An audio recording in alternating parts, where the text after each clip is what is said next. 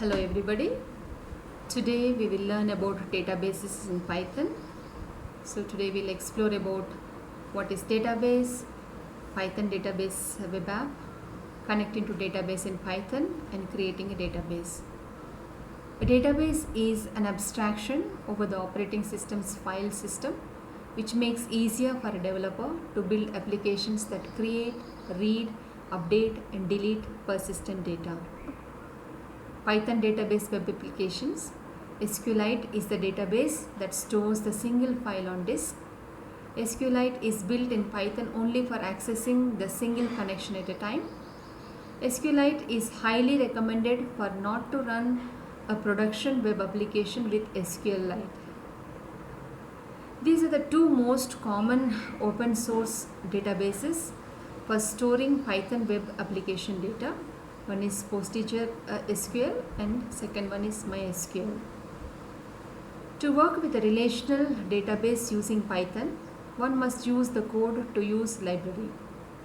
First one, Scicop G2 source code for PostgreSQL, and second one for MySQL BD source code for MySQL. Example, underscore Oracle for Oracle database, that is for source code. Oracle moved their open source driver code from SourceForge to GitHub in 2017. So simply import SQLite 3 to begin interfacing with single file database. Create a database. We can create database in MySQL using create database query. Syntax: create database and name of the database. To know the list of database, show database statement can be used. For example, import mysql.connector. MyDB equals mysql.connector.connect, and the parameters that we pass: host as a local host, user, your username, and password, whatever the password that you have set.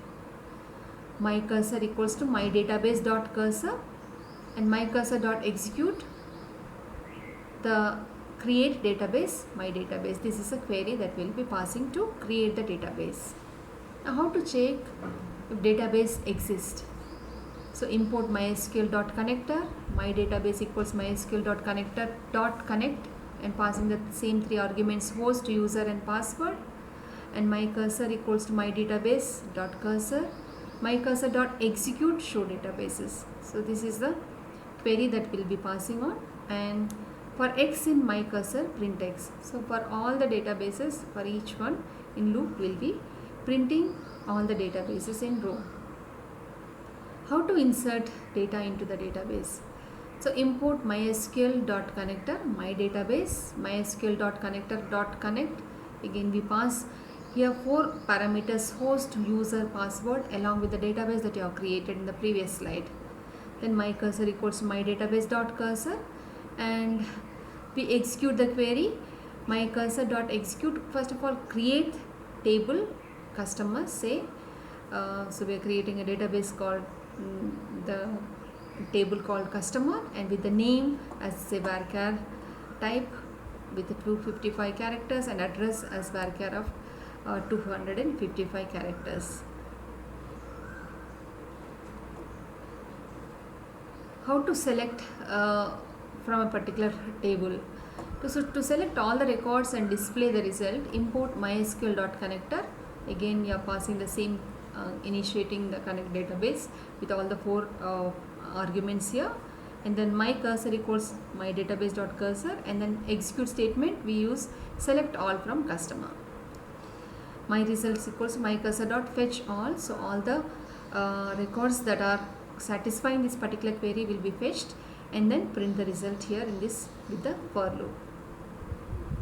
If you want to select a particular column, so again import mysql.connector, use the same connector here, and then look at the execute statement here, select name, address from the customer. So we are selecting two columns, name and address column, fetching all of them again with the fetch function, and then print them with the for loop here. Using fetch one method, it returns the first row in the results.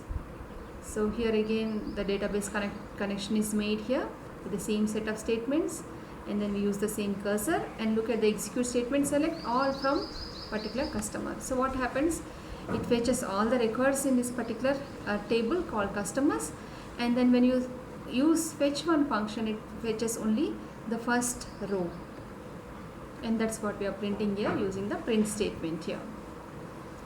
Select with a filter. If we want to, while selecting records from a table, we can filter the selection by using where statement. So again the same connection, and then we use the same cursor and look at the SQL statement, select all from customer where address is say Park Lane 38. We want to select the records only where the address is Park Lane 38. So my cursor dot execute SQL, so this entire string goes here, and then whatever the results are yielded, we are fetching all the records using the fetch all, and then print the results using the for loop. Order by helps us to sort the results. Use order by statement to sort the results in ascending or descending order.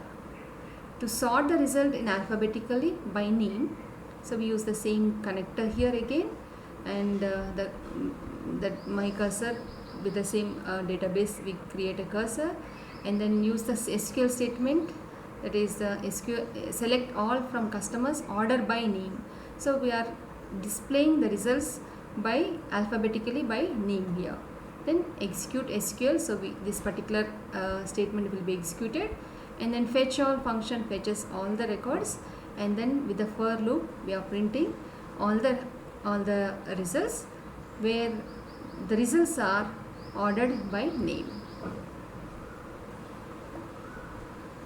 So here also, if you by default it will be order by displays in ascending order. If you want descending order, you can see here, so the same connector here, look at this SQL statement. The only change that we can make is select all from customers, order by name, descending. DESC mentions that whatever the query that we do, that will be in descending order, will be displayed here. You execute the same SQL statement, fetching all, and print all the results in descending order. If we want to delete a particular record, we can delete a record from the table using delete from statement. So you create again the database connection here, use the cursor statement here, look at this SQL query, delete from customers where address is Mountain 21. So we want to delete all the records where address matches with this particular city, Mountain 21. So I execute the same SQL statement using the execute function, and then after deleting you need to issue commit command. When you click on commit, when the commit command is executed, the records are permanently deleted. Print my cursor row count records deleted. So the number of records that are matches with this particular criteria, that is address Mountain 21, will be given as a record count here. Then if you want to update the table, we can use the using update statement. So here again the same SQL connection we make here and create the cursor here, and then look at the SQL statement here, update customers set address equals to Canyon 123 where address is Valley 345. So we want to change this particular address Valley 345 to Canyon 123. So we are using the update statement here. So my cursor execute this same statement, and then my database dot commit. This commits whatever the updations that you have here, and then row count will give you the number of records that would have been affected here. Thank you.